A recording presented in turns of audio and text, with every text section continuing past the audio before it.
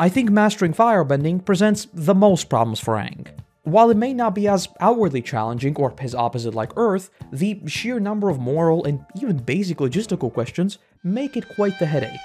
And that's the thing, while many, including myself, have talked plenty about how Earth fundamentally reshapes Aang's bending philosophy, I don't think fire gets nearly enough praise, especially considering how important it is in actually enabling the journey that we had gone on thus far. Doubly so considering how little it actually appears in the series, and triply so considering how important it is for the Avatar states. I think the best place to begin is with fire as an element and the way we are introduced to it in the story. The first ever scenes of the show establish the Fire Nation as a whole as just a mass of destruction.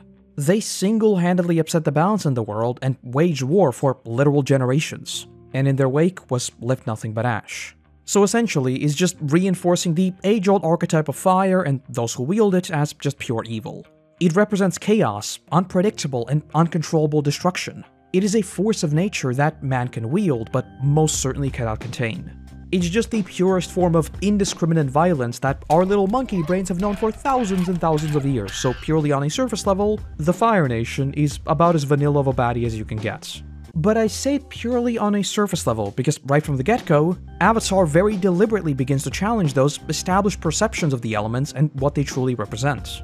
Episodes like Jet, and to a lesser extent, even The Great Divide, begins to show us that this isn't a story of the big bad Fire Nation just fighting against all the other good nations. Conflicts, extremism, and generally not great people exist everywhere. With characters like Jet, and this is probably me overanalyzing a little bit, I think you could even draw very clear parallels between this whole flooding plan and fire itself. The goal was to unleash this massive reservoir and just cause mass destruction. In the end, it doesn't really much matter whether it's like a tsunami ripping everything away or fire is engulfing the village. Nothing would remain. They might be direct opposite elements, but both fire and water can be wielded in extremely cruel ways. And on the flip side, we have episodes like The Storm and The Blue Spirits. Right alongside the introduction of the big bad spooky Fire Nation, we are of course also introduced to Zuko and his obsessive search of the Avatar. We of course do see that he doesn't quite go scorched earth on everything he sees, but he is still a clearly obsessive antagonist. Though when we get to The Storm, we see the humanity and that pain in characters like Zuko. Pain that manifests in even these seemingly self-contradictory actions of freeing Aang in The Blue Spirits. So we have this obsessive dude chasing Aang, but at the same time, he is not pure evil. And even outside of that, Roku being the previous Avatar and now Aang's mentor, I think is another important cultural touchstone with the Fire Nation. It is true that the Avatar was always supposed to transcend their own heritage. But still, hearing Roku condemn his own nation, I think is another important reminder that what we are seeing is not normal. The Fire Nation wasn't some warmongering nation constantly seeking conflict. No, this is the fallout of a single dude with some very bad ideas that has now ballooned to be this, well, massive war. So yes, the Fire Nation as a whole, at this point in history, is kinda unambiguously bad and very much destructive. But not all firebenders are inherently evil, just like not all other benders, or non-benders for that matter, are inherently good. We see this time and time again throughout, but for today's topic, I think that is best exemplified with the Deserter. I've made a much more in-depth video on just this episode, so more on that there, but for Aang, I think this episode is absolutely pivotal in not just firebending, but also the Avatar states. And the Avatar states, in a roundabout way, I think is also incredibly important for firebending. But alright, let's take it step by step. As soon as we meet Jeong, his bending philosophy, and really philosophy as a whole, is a far cry from both any other firebender and benders in general. Before he even begins to entertain the idea of training Aang in firebending, we first explore the almost prophetic nature of fire supposedly having to be the last one in the cycle. Even with the Avatar, even with this 100-year-long war, and even knowing that finding another master would be a nightmare for Aang, he still has strict adherence to that natural cycle. And because this is a Korotos video, this naturally calls for a tangent. While the Avatar cycle itself is obviously a thing, this belief that the elements should be mastered in the same order has always piqued my interest from a magic system perspective. Clearly, it doesn't function as like a hard prerequisite. Aang firebends just fine without ever having bent Earth, right? Ditto for Kyoshi, she was learning fire and water at the same time. So that naturally raises the question of, why do even extremely experienced benders with a whole lot of spiritual knowledge to boot adhere to these strict rules? Are there like actually some kind of weird spirit shenanigans that might take place if an avatar willfully breaks the cycle?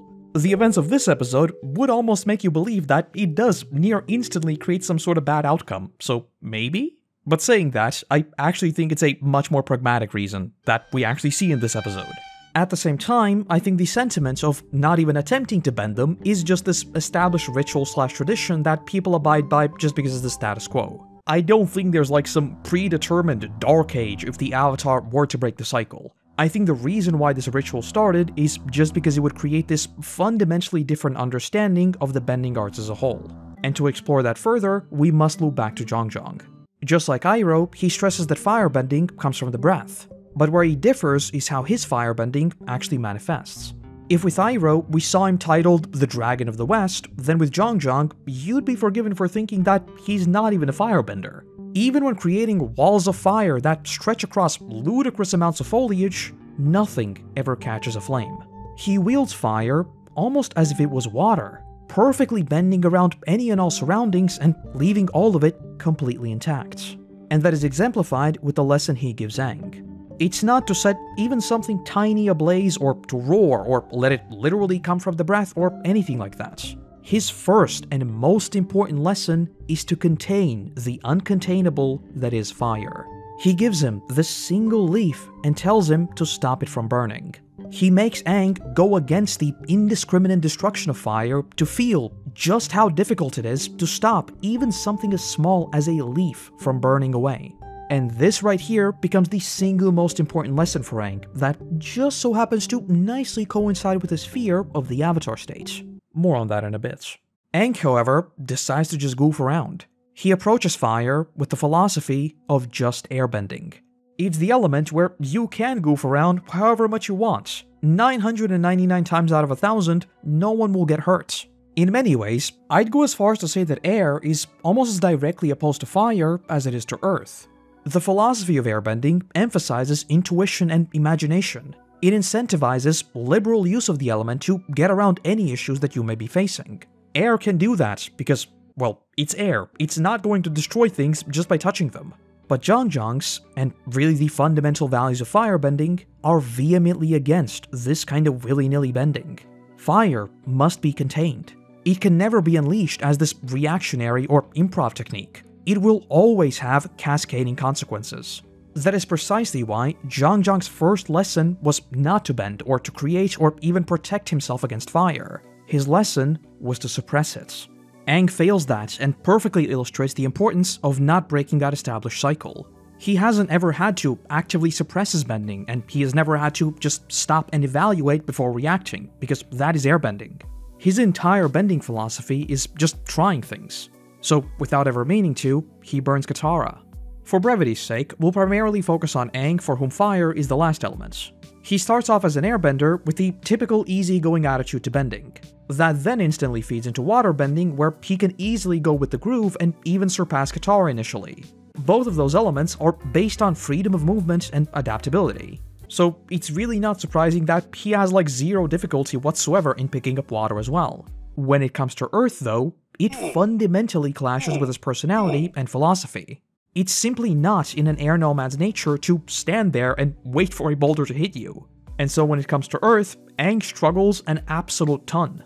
But finally, after getting a grip on Earth too, Aang's entire bending philosophy shifts big time, with Earth quickly becoming his go-to element right alongside air. It's only after he has grounded himself and found this good balance between the freedom of airbending and the stoicism of Earth that he can actually face fire, because fire, it is wild and it is uncontrollable.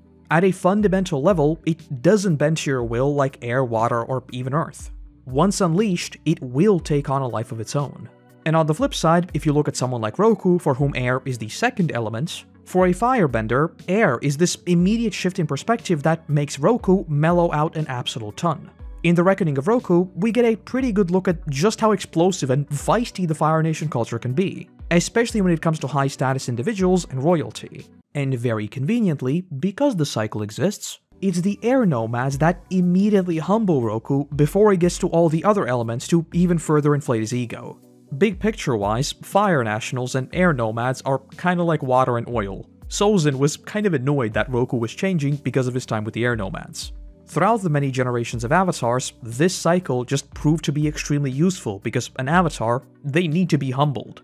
Ditto for Korra, who was a waterbender, but for her, fire was actually the go-to.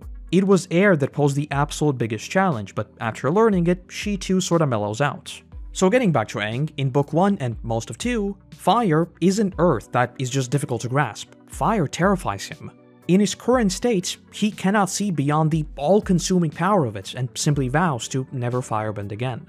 The cycle isn't just a pointless appeal to tradition, it is actually rooted in very practical concerns of how a bender approaches the different elements. Throughout the countless avatars, I'm sure there have been some exceptions, but most of the time, there's good reason to spend time understanding the other bending forms and cultures before you actually move on to the next.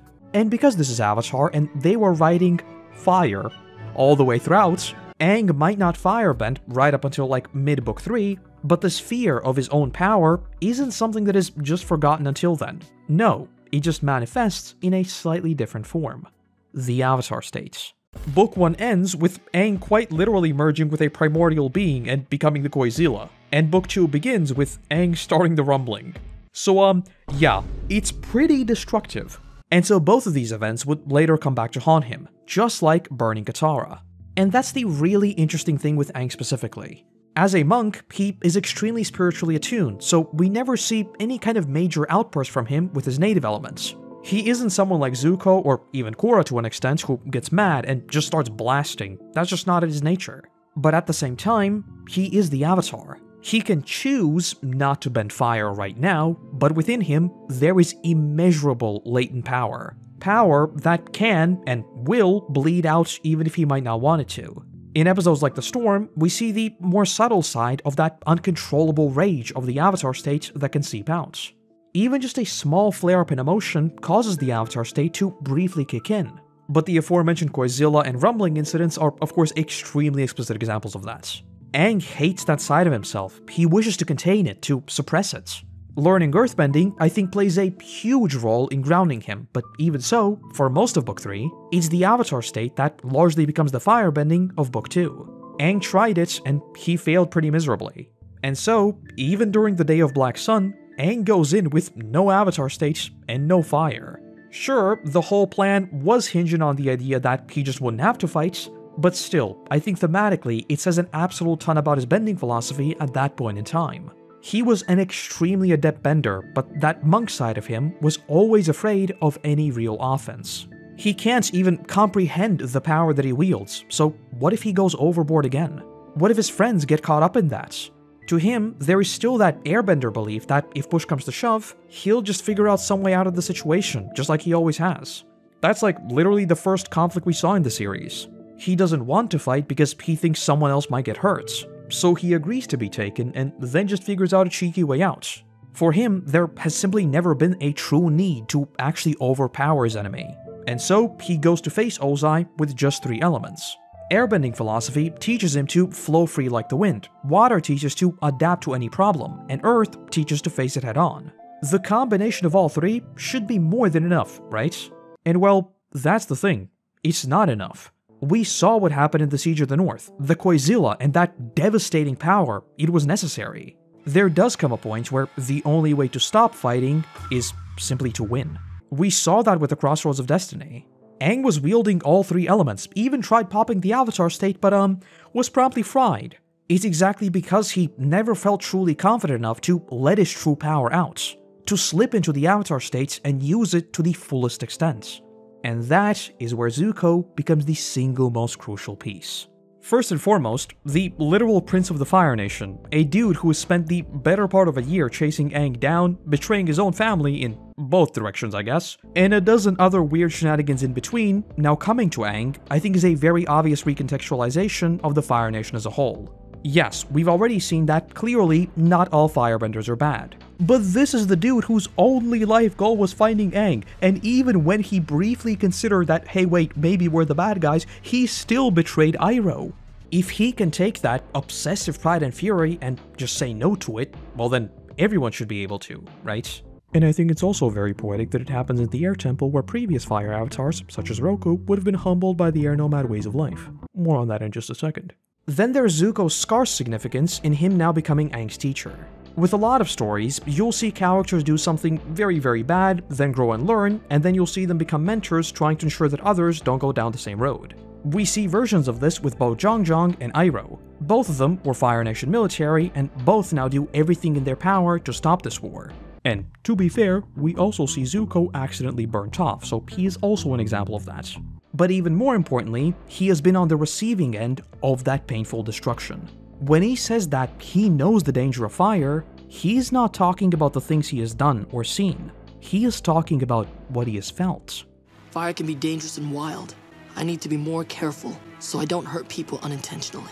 It's Zuko vocalizing Aang's deepest fear that instantly tells him all he needs to know. If someone who quite literally carries the dangers of fire on his face tells him that it's okay to be afraid, then maybe, under his guidance, he can begin to understand the elements. This Aang is already a very different bender than the one who met Jeong. But this alliance between the Crown Prince and the Avatar, I mean, perfect. What better match is there? Perfect. He might not have seen Zuko in a vision like he did with Toph, but I think this might as well be predestined. Everything from the political implications to their now changed worldviews, Zuko is like the perfect teacher for Aang. And even above all of that, who has ever suppressed more of that inner rage and inner pain than Zuko? And so, very fittingly, this is an air temple, and what do we do here? We humble people real fast.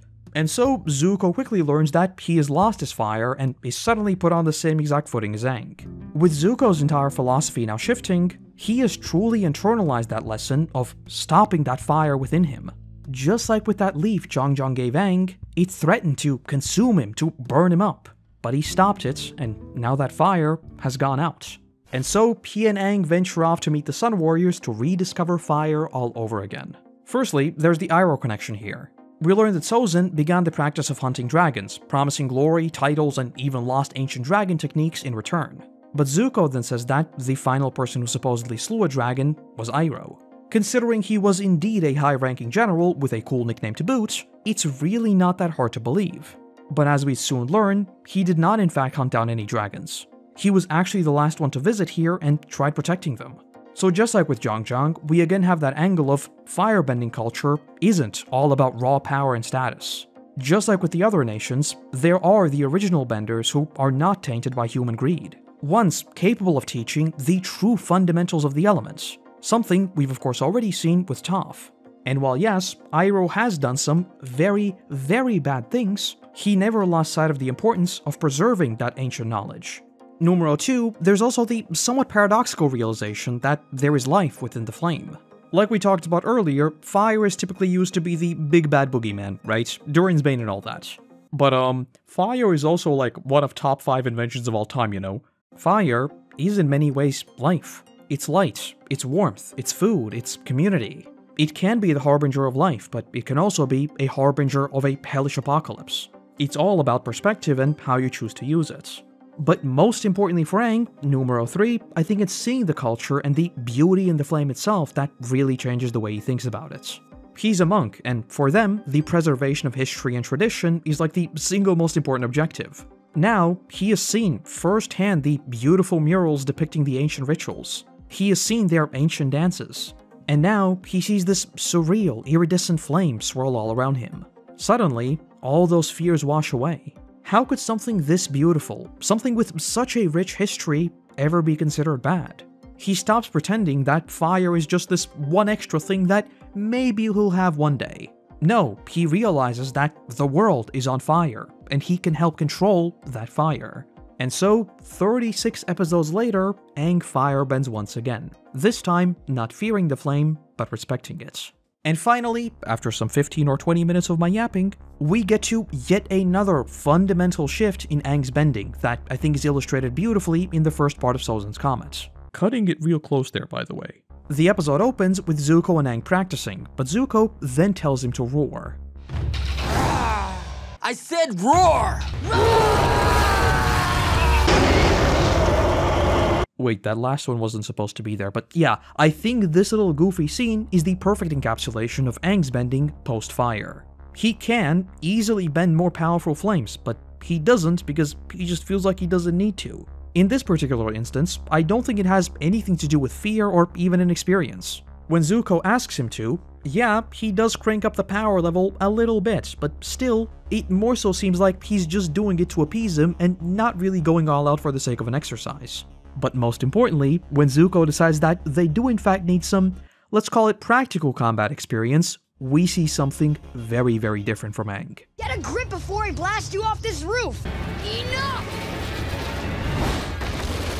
I think this is the moment that demonstrates the lessons of fire. I believe that it is firebending that teaches Aang absolute control over his own exertion, whether that is the Avatar state or just plain bending. It's not just bending mastery or certain moves, it is actually internalizing those lessons and incorporating them into the way he thinks. Throughout this sequence, Aang does employ his usual airbending techniques of just throwing around distractions and dodging around and whatever else. But the moment he realizes that he's being way too soft, visually, it's also very fitting that he is engulfed by flames. Even his eyes are reflecting fires, almost as if to tell you that he is currently seeing fire. He immediately claps back with a single decisive blow that also seems to be like a weird mixture of air, earth, and fire techniques to just send Zuko flying. Post-Fire Aang uses a ton of extremely strong moves, but they are all precise and they are contained. He knows he can suppress his power if needed, but in a situation like this, well, he says it himself. It's enough, and so he just puts an end to it.